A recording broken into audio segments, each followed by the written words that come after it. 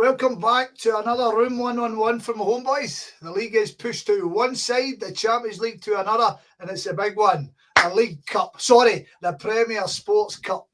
And as Celtic have managed to go to the second round this year, we are welcoming an old foe to Celtic Park for the first time in a good wee while, 3.5 years in fact, when there was 0 fans in attendance. So as Falkirk lock up the Celtic way, I am delighted to have co-host of the Walking Down Hope Street Falkirk podcast, Lewis Hoggan, to the show. Well, Lewis, how are you, my man? Yeah, good. Certainly a lot happier after yesterday's result as well. So brilliant. Yes, we'll come to that in time. Right, so Lewis, we couple of traditions on the show, mate. Generally, when we meet our first guest, a guest for the first time, and we would like them to tell us a wee bit about themselves. So, before we batter on, Lewis Hoggan, why do you support Falkirk?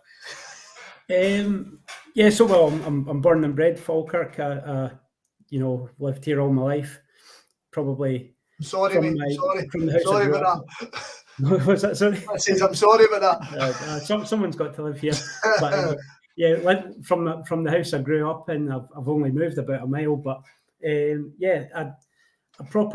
the first ever game I went to was it was a testimonial match. My dad took me along to. It was Andy Nicol, his testimonial. So you had the likes of Kenny Dalglish, Tommy Burns, and Graham Souness playing for Falkirk. Unfortunately, I didn't really enjoy that game, and I was taken home before the end. But I properly got into supporting Falkirk when I was about sort of 12. It was prior to the semi-final, which you'll know well. Both of them. The replay was probably one of the wettest days in Glasgow, but so it was just by luck that I'd started support, going to the games prior to that, and then from then to now, I've pretty much been a season ticket holder the whole time. So I've seen a few highs and a lot of lows. So I'm talking to the right man. That's excellent. Before we kind of kick on, tell us a wee bit about the podcast. So Walking Down Hope Street, I think we've been going for about 5 years now. So what we tend to do is we'll interview ex-Falkirk players and just talk about their career and particularly their time at Falkirk. So I think we're at episode 49 now.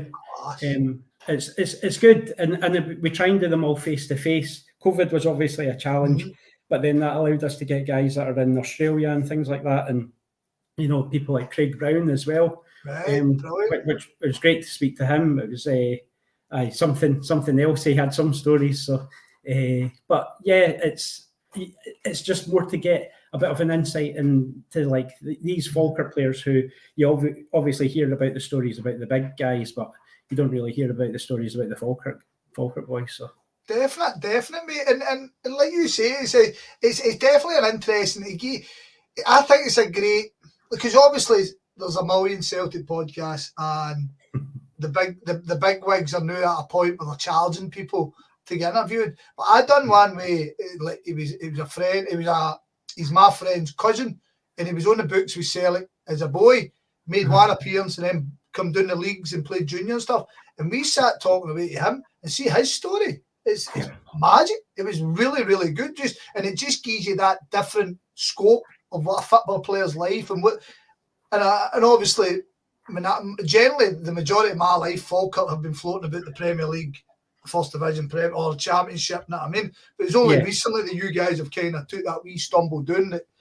It's interesting to see he's kind of coming back up, especially the way you are. Right. Anyway, second edition, Lewis. Thanks for that, by the way. Second edition is we just have a wee brief fly through of the season before, just to give us a scope of where we are.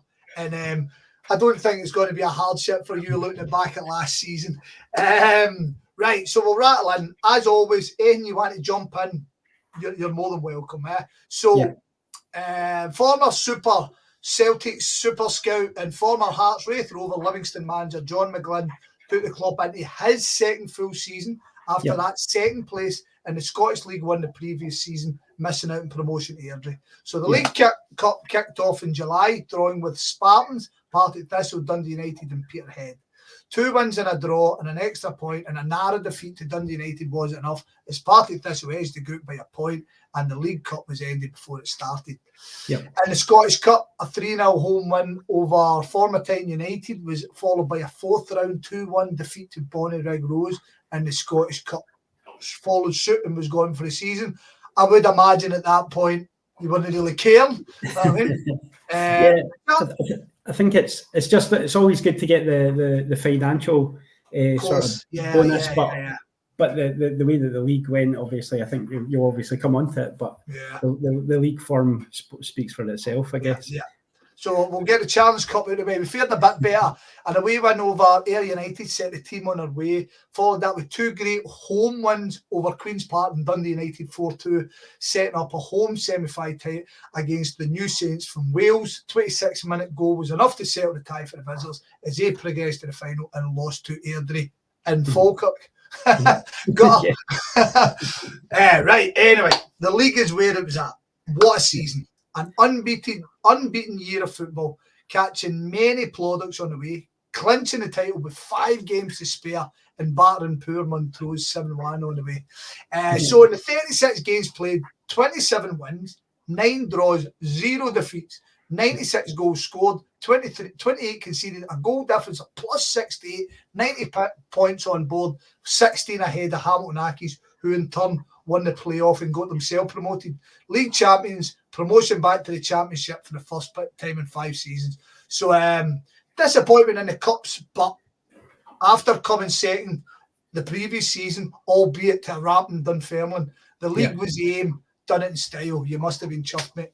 No, absolutely. I think if that last season was unbelievable, and you know it's never been done in Falkirk's history before, an invincible season. You look at the season prior to that, and we did do so well, but when we came to the playoffs, it was a capitulation. You know, we lost so heavily to Airdrie at their stadium, and so it was good to, you know, get a bit of revenge yesterday, I guess. But you know, John McGlynn said right from the start when he came in, this is a 2-year project to get us out of this league. Excellent.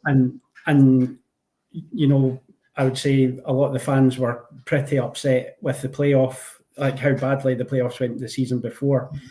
And it just, I think slowly, people got back on board in his second season, and you know, it shows that, you know, sticking with a manager actually works out.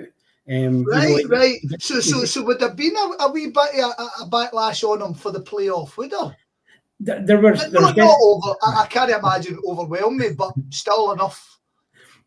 I think it wasn't maybe a backlash on him. It was just, I think there was a bit of a backlash in general. Right. You know, we've been down in this division for in the League One for 5 years. We're getting, you know, I think everyone was a bit tired of it.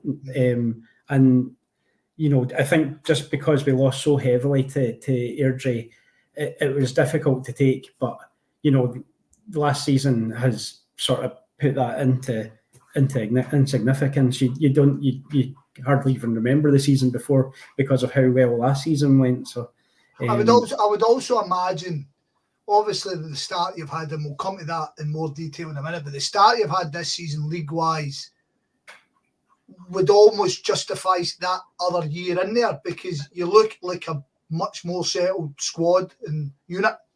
Yeah, definitely. I mean, I think in that first season as well with McGlynn, you had guys who needed to be shifted out of the team. No two ways about it. And there's only so many people who are looking for these players, or you know, or you know, how many deals that you can get done essentially at this level. But you know, I'd say the club backed McGlynn to get his own players in, like last season, and it is night and day, honestly. And then the way that we started this season, it seems to have gone from strength to strength. Brilliant, mate. Brilliant. Okay, so we'll talk about this season then. couples of ins and outs. Like I'm saying, I mean, it's really interesting you're talking about the guys who needed to go.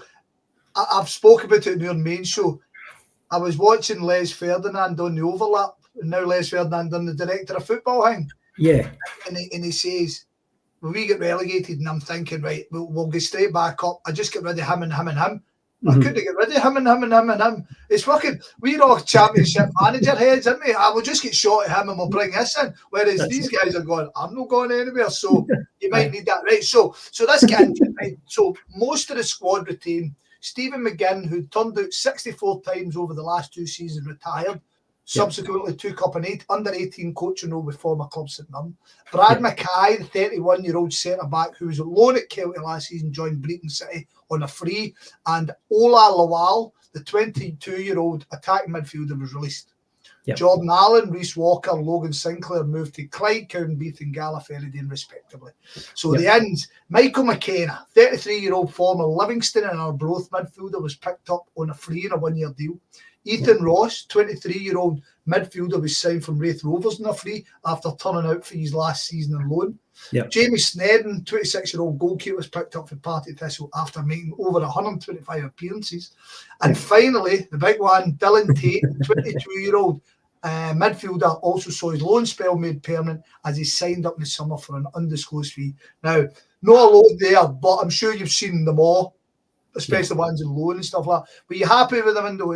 Did you get what you wanted? Is there still positions you think? I to be honest, I think the signings of Ethan Ross and Dylan Tate were key. Right. Them coming in last season, they were excellent, and I would say they're going from strength to strength. Dylan Tate's a player who's worked with McGlynn at his time at Raith Rovers before, and then he's brought him in here, and he just something seems to work really well between the two of them. Michael McKenna, he's got a history of being a key player for Arbroath. You know, he's maybe an older head, a steady head, but we've not really had a chance to see much of him like starting because the team are doing so well at the moment. And likewise with Jamie Snedden, the goalie. So he's currently injured, but we've got Nicky Hogarth in goals, who's you know, he's hardly conceding anything at the moment. He's like the part, aye. So, right. But I'd say what I would say is we're maybe lacking one sort of defender and another attacker. So when Jordan Allen went out on loan, there wasn't another attacker coming in. But I would say I can understand what they're doing. There's no point in bringing someone in to sit on the bench. It's got to be someone who's got to be of a equal or higher quality to challenge. Do you see Jordan Allen coming back? No. Done. I think that's him. He's out on loan for the season, so it just doesn't seem to. I don't know. It doesn't seem to work. I mean, he's obviously scored goals at League One level. Not entirely sure how much he played at Championship level, but I think certainly the club are obviously trying to maintain like their sort of financial sort of stability and not over recruit. But I think if the season continues in the way that it started, that's when you maybe start looking at, right, we maybe need a couple more in January, similar to like Dylan Tate and Ethan Ross last season. Dylan Tate's an interesting one because obviously I've done this a couple of times with our Hibs guy, and his name always comes up as somebody would always go out on loan. However, he's always somebody that Hibs fans are going, if he can get it right, he's got a great future. He's got a really, I mean, he's maybe he's not at that level now, but I mean, certainly in the football he's playing for you guys, he is somebody that you can imagine. He's 22-year-old. A couple of years' time, maybe he'll grow into himself and he'll become that. Maybe with you guys when you win a league this year. well, that was the big thing. We signed him on a 2-year deal, and I think that was a big surprise to everyone. Right. We all thought it was maybe just going to be a 1 year and see how we get on sort of thing. But he's for me, he's our sort of key player in the team. He's the one that makes everything tick. Him and Brad Spencer in the middle of the park, but he's just got this touch of class about him, and he scores key goals. He gets stuck in, and he likes to wind up the opposition, which is always good. We've needed that sort of player in our team for a while, someone who, aggravates the opposition and the fans, obviously. And he's good. I mean, it's one thing having a guy who's an arsehole, but if you have a guy who's an arsehole who's good, you've cracked it. Do you know what I mean? Exactly. He backs it up with his ability, and that's actually, I did say that to one of my mates yesterday. It's like, he can wind folk up, but then he can also deliver the sucker punch as well. So a game. We'll come to the games, but I've been watching the games, and I'll tell you who he reminds me. I just feel he's reminding me of when I was watching Dundee and the boy we've signed. Do you know what I mean? Luke McCowan reminds me of that kind of player. Do you know what I mean? Set of boys on him to go and try things. That's it. Because I was interested in his signing with Celtic. Like, is he going to get a game? But obviously, he scored yesterday, so. It will be interesting. We talk about it as well, because we see it, without wanting to go mad deep into us, we see it as a no gamble signing. We're allowing one of our own to come and play, and it's really up to him whether he takes the jersey. Do you know what I mean? And he's got a lot of competition, but he's definitely a talented player. I mean, I've done this with Jake for the Dundee a couple of years now since he got promoted, and every time I talk about him, I always pick him out and go, he's a smashing player. But me and you are fans. We go to the game. They're the kind of guys we want to watch. Exactly. You know what I mean? That's it. And again, people may think that this is like a wild statement, but like when we signed Russell Latipi, like way back, he was this sort of, he had the reputation, but the ability that he had was incredible, even at his age.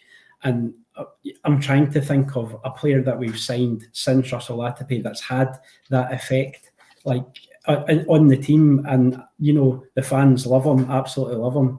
Like, I was thinking before him, Chris Waddle. Remember that? I know. Do you know? So I actually miss Chris Waddle, because he only signed for the month, and it was literally, I think it was the game after he had left, I started going along. Right.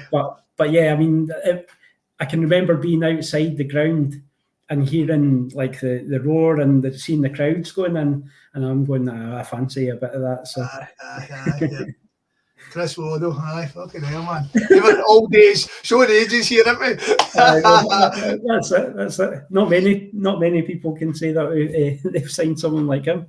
Exactly, mate. Exactly. Right, so you've said to you guys, and I think that's fair to do, right? But so I'm going to look at the squad wise, right? And I'm going to go through, as I always do. This is where I show my total ignorance, right? Because I'm going to look at names I recognise, and I'm just going to sweep by a whole bunch of guys. But that's why you're going to help me, right? So two names that I recognise, and then somebody else. Unsurprisingly, Calvin Miller. Calvin Miller. He was a fullback at Celtic. He was probably stayed at Celtic far too long, but as I'm led to believe, he'd a pretty good contract, and fuck him. Do you know what I mean? But I mean, even if you go back and look at him at 26-year-old, he's had a very good career, isn't he, as a football player? I mean, we all get blinded because he's not played in the Premier League constantly, but as a football player, he's represented Scotland at every under level. Aidan Nisbet, again, 27-year-old, turned out over 100 times for the club, was at Celtic as a boy. Yeah, that's it. I think they played in the same team as well. Right. Another, and Aidan Nisbet is another one who represented his country at many underage. Carl Donaldson's another one that always sticks in me, because I just always remember him being in the Premier League, be it with Dundee United or Ross County, and he's your captain. Right, and this one is a new one to me, so I'm cheating with this one, because this one comes with the highlights. Okay. So, Alfie Agyeman. Yeah. Right. So he joined you last summer. He's a 24-year-old Ghanaian, played for Motherwell, Queen's Park, BSC, who turned into Broomhill, and then Kelty before coming to Falkirk. But my God, he's I mean, especially in that game yesterday. I mean, I've never, hands up, I have never heard of the guy. What a game he had yesterday.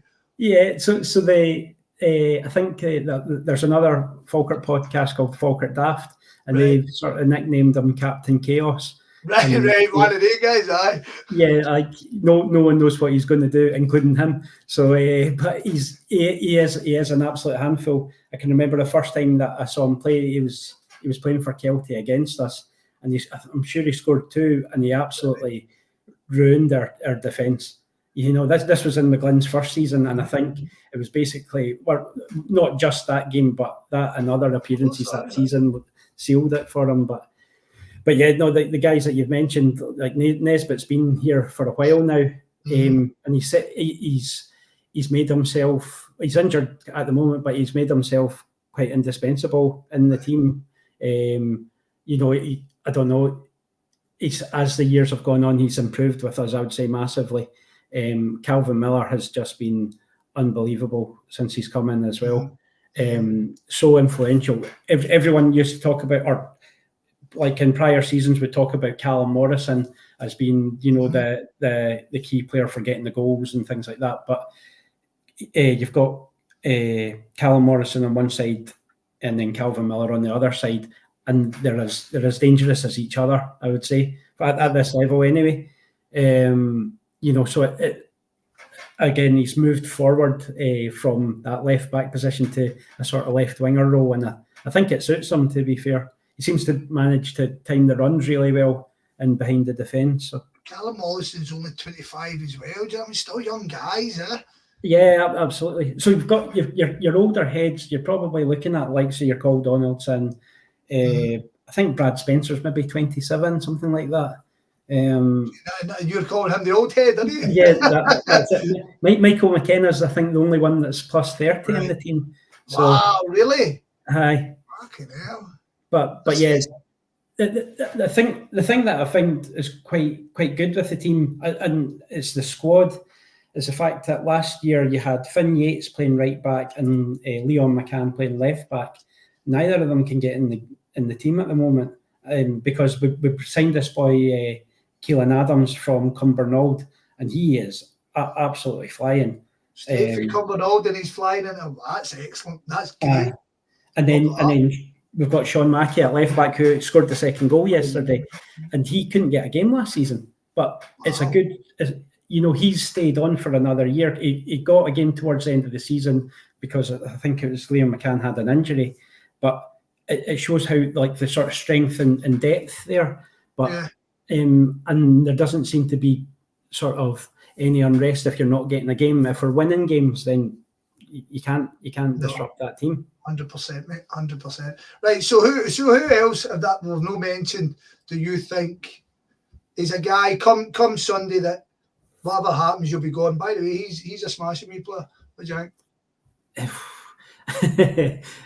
Maybe your forwards actually look decent enough. So yeah, you've got Ross McKeever through the middle, and his return, his goal return since he signed for us has been brilliant compared to anywhere else he's been. I don't think he'd hit double figures anywhere else before. According to Wikipedia, right? Aye. And he's again, he's a handful. He doesn't look the tallest guy, but he's just 100%, work rate constantly. So he always gives everything. It is those two in the middle of the park, Brad Spencer and Dylan Tate, are the ones. Right. If they get a bit of time on the ball, that's they can start to make things tick. But going into Sunday, we've not played anyone anywhere near Celtic's quality, so it's going to be interesting. I went to the game that we lost 8-1, and we went on to win the league that year. So there you go. There you go. There's a positive right there. So yeah, you just got to go in with an open mind and hope for the best, really. Definitely. Well, right, so we'll come into the game of the weekend in a second, right? I'm going to kind of push you here, and this is just more about Falkirk in general. Like I say, my ignorance here, out of sight, out of mind. I remember when he's dropped down, I was a bit surprised by it. I never even knew he's played on a synthetic pitch until I watched the highlights there. I've not been at your ground that long. So how are the club looking financially wise, ownership wise? Are they in a good place? Are you content the club's heading in the right direction? I think financially wise, I know that we've sort of made losses every year when we've been in League One. Yeah. there was also the whole thing about when we shut our academy. Yeah, that's right. Yeah. Because we did make a lot of money out of that, but I think when you're in even the championship for so long, it's really hard to sustain the costs of running an academy, or even trying to get, when they brought in like the elite levels, you're having to fork out a fortune to try and hit the sort of top level of academy. So I'm not saying that it was the right move for them to do what they did. I can understand why they did it, but it backfired and it went from bad to worse. And when Paul Hartley came in, he signed a lot of players who weren't good enough for the championship, and ultimately he got sacked.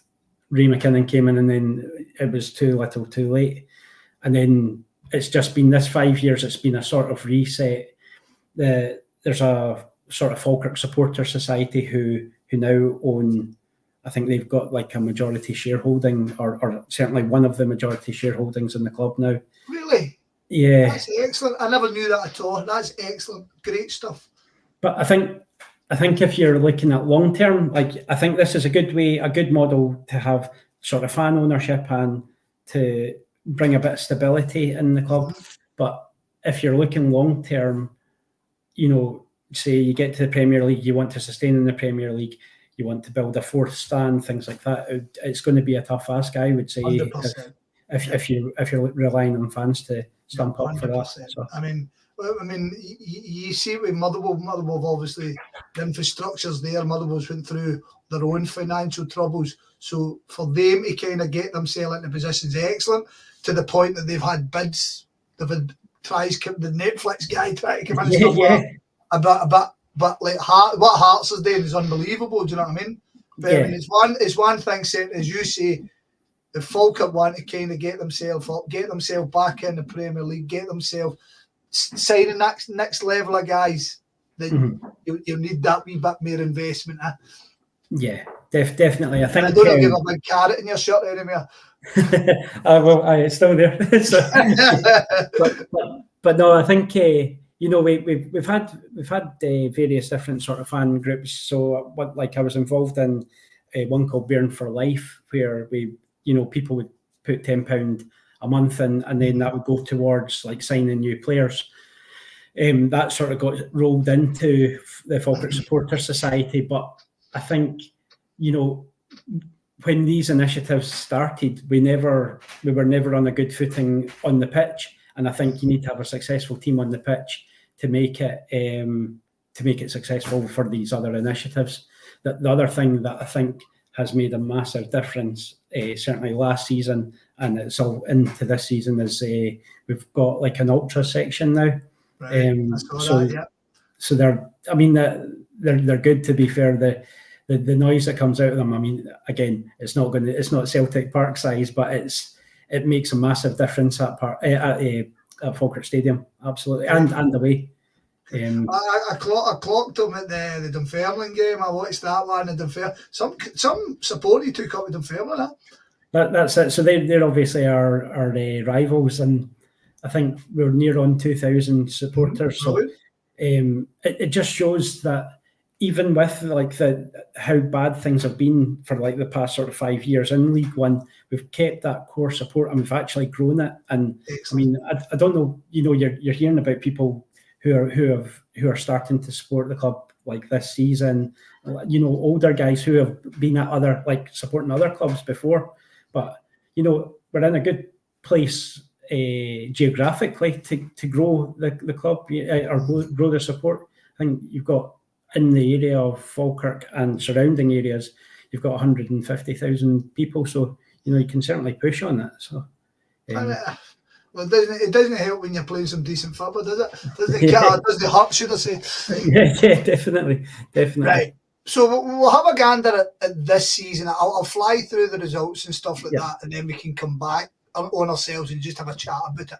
So the season so far: Scottish League Cup drawn again with Dundee United, Ayr United, Buckie Thistles, Stennismuir. Wins over United at home, 1-0 reverse away to Ayr, 5-1 win away win at Buckie, and then a 4-0 win over Steny. Left Falkirk top of the group with 9 points, ahead of United with a better goal difference of 4. So next up with Hearts at home, an absolute stinker of a draw, if you be honest about it. Yeah. But after an eachy first half, Falkirk took the second half to their opponents, and second half goals and a late red card saw the Falkirk through to play Celtic this Sunday afternoon. Scottish Challenge Cup, the Bairns were drawn away to Stennismuir. Falkirk red card for Lewis Henry in the 67th minute, but 2 late goals by each side, plus a mad penalty by yourselves. Took the game with penalties and Stennis get through 5-4. League-wise, it's gone fucking wonderful. Opening day 2-1 win over Queen's Park. We'll definitely come back to that. Was followed by a nice 2-0 win over your rivals Dunfermline. Another 2-1 win over Partick Thistle, late Brad Spencer winner, kept the run going, and then a great match and win against Morton after coming back for 2-0 down and yet 1-3-2. Then yesterday, Saturday the 15th, the Bairns through goals in the 72nd, 79th minute for Dylan Tate and Sean Mackey maintained the 100% league record, leaving them sitting adrift at the top with a 100% record as after Ayr drew with Partick Thistle. So that's now 43 games league undefeated. Yep. Right. So this come back in ourselves. Right. So the League Cup, Dundee United game. Yep. I mean, for the highlights, I stress this is all highlights from no problem. From the fantastic Falkirk channel, by the way. Outstanding. I mean, good 10-minute highlights for every game. Brilliant. Yeah. So Dundee United game, thoroughly deserved to win. I mean, look at it. I mean, they missed a pinch, but you battered United at times, hit the bar twice, 2 great goals, fantastic win. Ayr United looks like just one of the days, to be honest. Yeah, it just didn't seem like it was going to go in the net for us. Unfortunately, I wasn't able to get down to that one, but again, looking at the highlights. So it's your fault. It's your fault, right. I mean, the save for that Harry Stone and the free kick, and then you've hit the crossbar, you've hit the post. One of the days. The Bucky Thistle game was a wee bit tougher, despite going one each, but ultimately easy peasy when you start getting the goals. And then the Stennismuir game looked like an absolute whitewash, battered them. Yeah. So you've topped the group there. Happy days. You're through the Hearts game. So League Cup wise, job done. And I suppose for you, right? But Billy Big Boys here. I mean, we're never in the League Cup groups, but I would presume you would actually use him as pre-season friendlies to an extent, wouldn't you? You know what I mean? Yeah, I mean that's the way that we had to look at it, and it was quite a good or quite an interesting draw for us because we had the winners of the Championship, the winners of League One ourselves, the winners of League Two, and the Highland League winners. So, but I think when we got the result against Dundee United, you're like, right, that was obviously the first game, and then you're going, okay, you've got a real chance of qualifying here. You know, you get through the sort of lesser games in inverted commas, but your biggest challenge is obviously your top seed. So, obviously delighted that we did it in style against Bucky and Stennismuir. It was a case of making sure that we scored one more or two more than Ayr United, and I don't think they even won their last match anyway. Or I think so. Dundee United, you edged out anyway.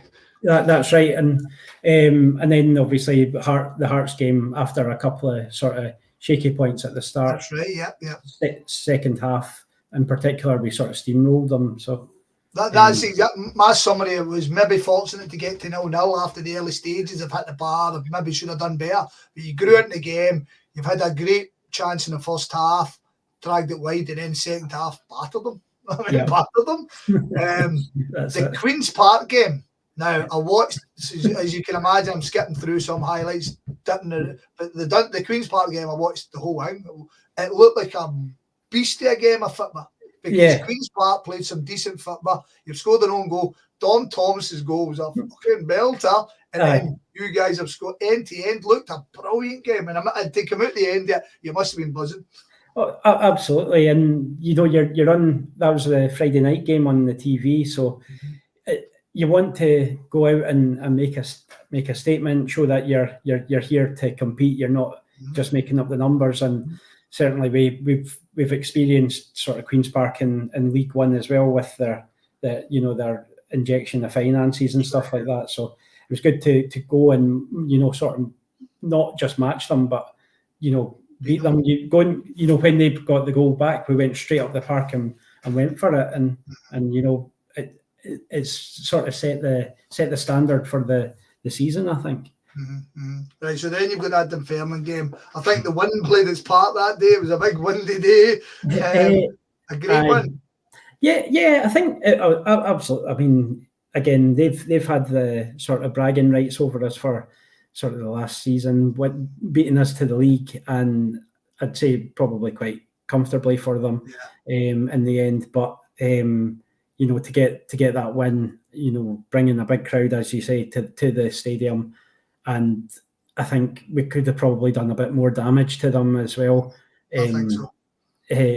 This is the thing, and again, something that we've been talking about is like previous seasons. You were struggling to make 2 or 3 attempts on goal. You're raining down about 20 shots a game.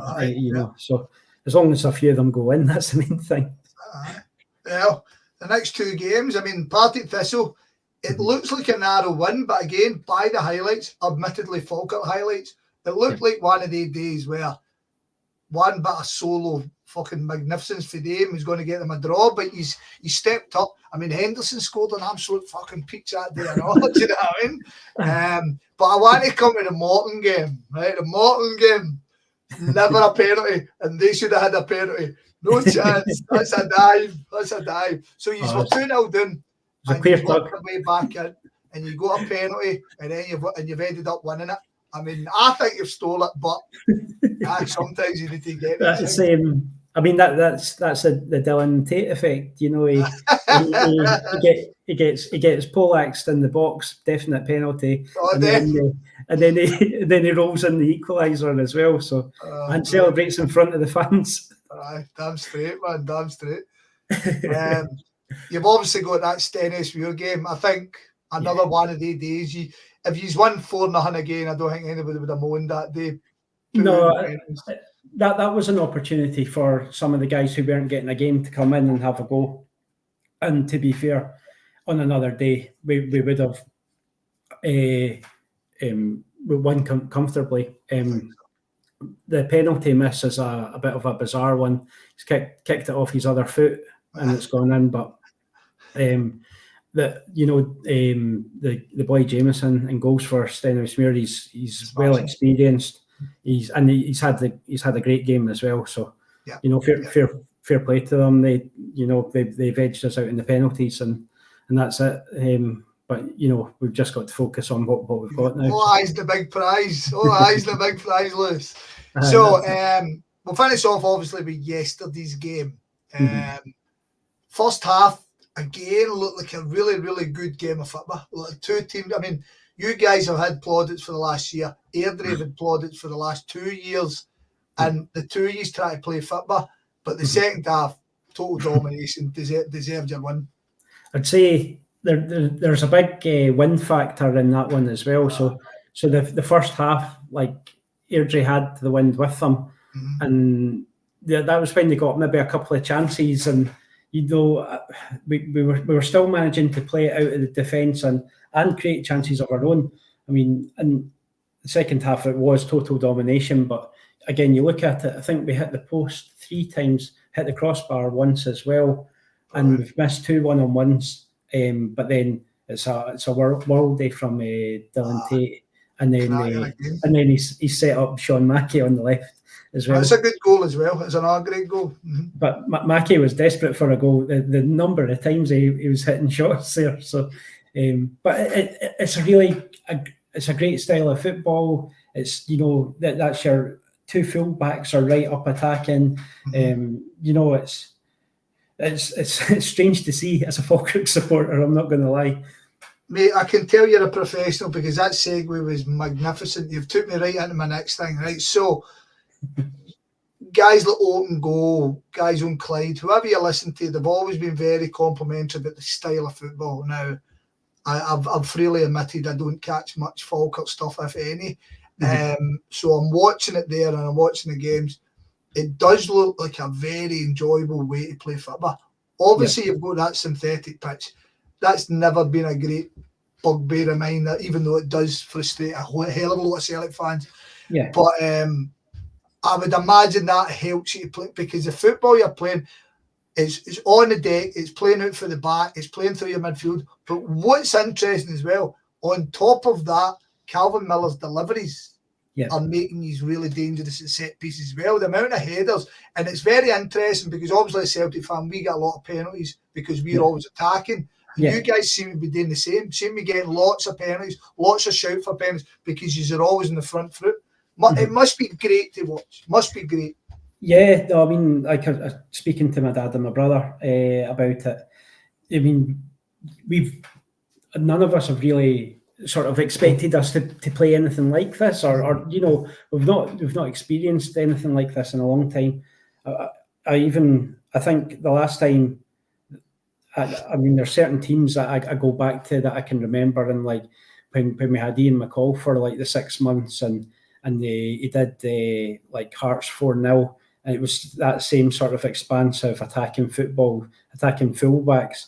That was the last time that I can sort of really remember like being properly excited. I mean, Yogi's teams were good. They were industrious. They got the results. They ultimately got us to the Premier League, but there was definitely an excitement about McCall's team. But now the team that McGlynn has, it's hard to describe how, you know, how attacking we are. It's, you know, it's great. It's very commendable, especially if you go back to what you said right at the beginning. He's set you a plan. He's not give you any bullshit. He basically says, right, give me 2 years to get this right, and he hit the bar once, and then he takes you up. And I mean, where he's are the new, it's going to be tough to maintain that. Of course, it is. It's a hard old season. It's a hard old league, but there's enough to be said. Why not?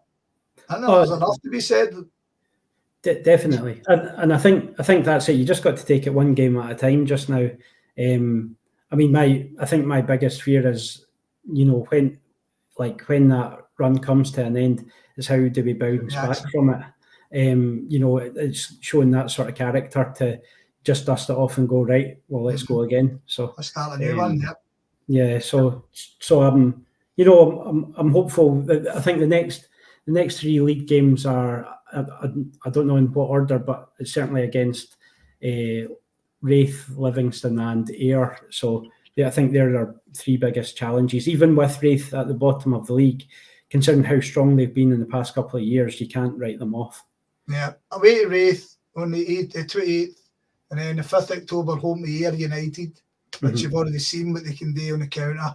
And then you've got home to Livingston on the Wednesday night, the 8th October. So as you say, get into that party. Then you get Party Thistle against you on the 12th. So it's a fair. By the way, I'm looking at it. I think right to you get to Morton on the 2nd of November. So if you come through all of them, you've got Wraith Rovers away, Ayr United at home, Livingston at home, Thistle away, Hamilton away, Dunfermline at home. Yeah.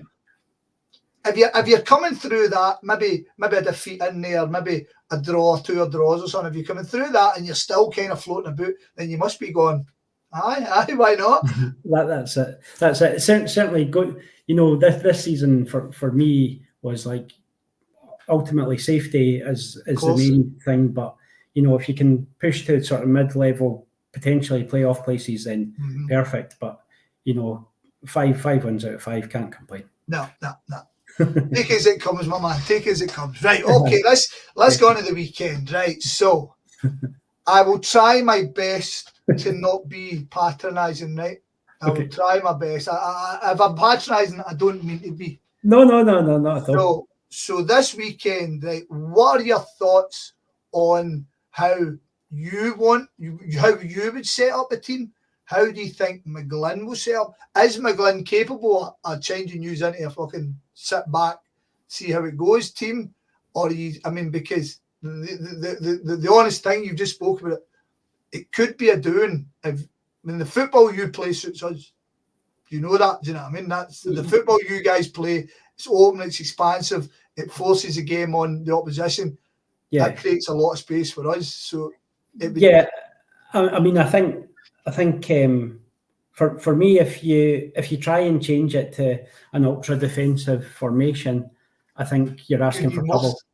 I think that's when, you know, it just welcomes the pressure from Celtic. It's a difficult one. You'd maybe. Do you know what I'm going to equate it with, Lewis? Sorry to interrupt you there. Yeah. No. It's like us playing Livingston on the Saturday and then going to Paris on the Wednesday. Mm-hmm. What the fuck do you do? Do you know what I mean? Oh no. yeah, exactly. Because I mean, the thing is, you know, you're maybe, I don't know how much time on the ball you're going to get at Celtic Park, but you know, it's a difficult one to call for me for what they would do. Maybe drop the attacking midfielder and put a defensive midfielder on, but keep the shape, keep it sort of, don't sit in your own half. I think that's maybe the only thing, you know, try and win the ball in the middle of the park and try and keep the ball a bit and maybe try and frustrate Celtic for a bit. I would assume with the European tie midweek that Celtic will probably have sort of fringe players. I think we'll change up, but the frustrating thing from your point of view, you call them fringe. Maybe if you get us later on, maybe you get us in the first round of the Scottish Cup, you could call them fringe players. But see, right now we've got a big bunch of new guys who are all wanting to take the jersey. So I mean, you talk about Luke McCown, Engels just comes in, but it depends on who starts. We've got a £6 million USA international sitting waiting to make. Exactly. I mean, you've got Tony Ralston, who's a Scottish international. Whatever you think about him, Tony Ralston's a good player. I mean, so whilst I think fringe player is frustratingly a wrong description for it. So, I'm just more meaning the boys that aren't getting. I know what you mean. Yeah. Because it was like again, I look back at the 8-1 game, and there was boys like Ross Wallace and Aidan McGeady who got a goal, and I'm sure was it Ross Wallace got a hat trick, but then Juninho was playing as well, just to make it a bit easier, you know. Juninho, jeez, man, right? So we'll have a look at that one, because do you know what? I never actually went back and looked at that game, 2004. You say bang on the button, Ross Wallace free kick, hat trick. Right, so we'll look at the teams, right? Rab Douglas, Husful Harden, Bobo Baldy, Ulrich Lawson, Steve McManus, Alan Thompson, McGeady, Lambert, Pearson, Wallace, Silla, Juninho, Hedman, Lennon, Petrov, Varga. So, that's a tough one. So you had, right, so you Hill, Laurie, James, Campbell, Hughes, McPherson, O'Neill, Nichols, McInnesby, Lappy, Moutinho, Mackenzie, Duffy, Thompson. Yep. I can't remember. The only one you'd know there is John Hughes, probably. John Hughes. Who's O'Neill? Brian O'Neill, ex Hibs. John O'Neill. John O'Neill. John O'Neill. I remember John O'Neill. I'm thinking John O'Neill might have started at Celtic at some point. He certainly he played with Dundee United for a bit. He was one of the Jim McLean's boys. He was that's a different John O'Neill. Yeah, that's that John O'Neill, right? Aye. He played with you. I played John O'Neill Falkirk, so 2003. Right, okay. I'm getting myself. I'm going older there. Back in SB, he played with St Johnstone. Yep. Who was the Moutinho? I remember the Moutinho boy. Aye, Pedro Moutinho. Yeah. Aye, so he I think he signed for us 3 times. Right. A legend, is it? Don't go that far. No, some people. I think he was like a bit of an icon. He came back one season, and I think on his debut he scored an equaliser against Celtic. So it was a 3 each game. So, but it was he had the ability, just not the consistency. I think. Sounds like myself. Fucking hell. Right, okay. I'm gonna fling at you. You're gonna give me a prediction. I mean, I don't know if we're going to score 2 or 3 or 4, but no. Good man. I think in all honesty, if I would like us to frustrate you, and I can't see. There's no one at Celtic's level at this point, so I would. Right, well, you don't need to bother it. I'm hoping for a draw. Right, okay, right. We'll go with that. I'm happy with that. Right. Before I let you go, mate, because that's been excellent, right? I've thoroughly enjoyed talk. Like I say, I like talking about the opposition and stuff like that. What would your hope be this season, right? And this is you as a fan, right? I'm trying. Forget one game at a time thing, right? So you've already said to me that you thought keep myself out of relegation, maybe push the higher edges, brilliant. However, the way it started, the way you've looked. Yep. What's your hopes for the season short term?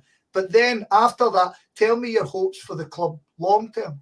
Now that you're kind of aiming up the way instead of down the way now. Yeah. Okay. So short term now, I'd say after 5 games, 5 wins, you've got to look at. I would say I would be hoping for us to finish in the top 4 minimum. Anyway, I'd still. As I say, if we lose a match, I don't know how we're going to react to it, and that's where I still have. I think I said in another podcast I have a bit of pessimism about myself. Yeah. So, I'm with you. I'm one of these people as well. It keeps you like that. It protects you. Exactly. Waiting for everything to go wrong. But no, what I would like, if we were fortunate enough to go on and go up through winning or through playoffs, we get that one season with the AstroTurf in place before it's got to get ripped up. So I would like us to try and, again, you want to get 11th or 10th place there. Of course. Just get that sort of Premier League money, because there is the money just drops off as soon as you come out the Premier League. Get that money behind us so that we can afford to restore, bring back the grass park. I mean, a good grass park is always the best option, but the second best option is a good AstroTurf park, not a bobble, like a bobbly one here, there, and everywhere. But just re-establish ourselves in the Premier League, and we do have a youth academy back in place, but let's try and grow that again, get back to what we're good at. But what I do think we have now is our core support is a lot bigger than what it was the last time we were in the Premier League. So I think we should be looking at clubs like St Mirren, for example, and saying, why can't we aspire to that level at least? So I think that's they've had European football this year. We should be looking to try in the long term and grow to that level, I would say. Definitely. Look at St Johnstone. St Johnstone have solidified themselves, and you tell me St Johnstone a bigger club than Falkirk. I'll speak to Greg about that next week. But right, before I let you depart, first of all, thank you very much. It's been excellent. Thanks for having me. Where can the people find you on social media? Where can the people find your podcast on social media? Should they choose to? They might not, but they might. So our podcast is at WDH Street on X. It's also on Facebook as well, Walking Down Hope Street. I'm Lufal on Twitter as well, or X. So if anyone wants to give me any abuse, they can do that. Our podcast can be found on likes of Spotify or Apple Music, stuff like that. Just all the usual places. You don't get to see our faces, though. They don't let us on Spotify. Spotify have fell out with us, so we can't go on Spotify. But that's by and by. Right, so I'll finish off with my usual ending. I hope your team gets pumped at the weekend, but I hope you go and have a fantastic season. Hope everything keeps going well for you. It's been an absolute pleasure having you on. I really, really hope I'm speaking to you next season. I hope I'm hitting you up and we're talking about your Premier League exploits. But Lewis Hoggan, thank you very much, my friend. Cheers. Thanks for having us, Scott.